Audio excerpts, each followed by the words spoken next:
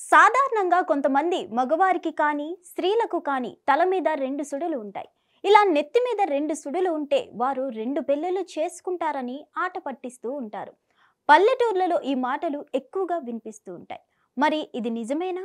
అధ్యయనం ప్రకారం ఇలా ప్రపంచవ్యాప్తంగా కేవలం 5% మందికి ఇలా రెండు సుడులు ఉంటాయట. జన్యుపరమైన లోపాలు అలాగే పూర్వీకులకు ఉన్న ఇలా తలలో రెండు సుడులు వస్తాయట. అసలు రెండు సుడులు ఎందుకు వస్తాయి?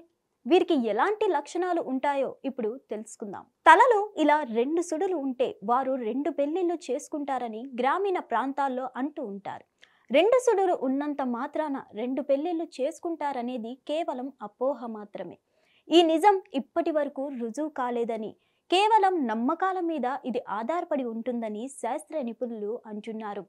తలలో రెండు సుడులు ఉన్నవారికి మంచి గుణాలు ఉంటాయట. వారు ప్రేమ, సహాయం, సహనం వంటి లక్షణాలను కలిగి ఉంటారని జ్యోతిష్య శాస్త్రం చెప్తుంది.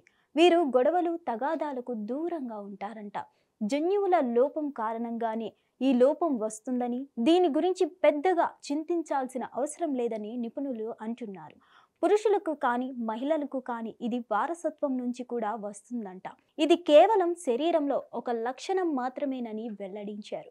రెండు సుడులు ఉన్న స్త్రీలు కానీ పురుషులు కానీ 2 సార్లు పెళ్లి చేసుకుంటారని నమ్ముతారు.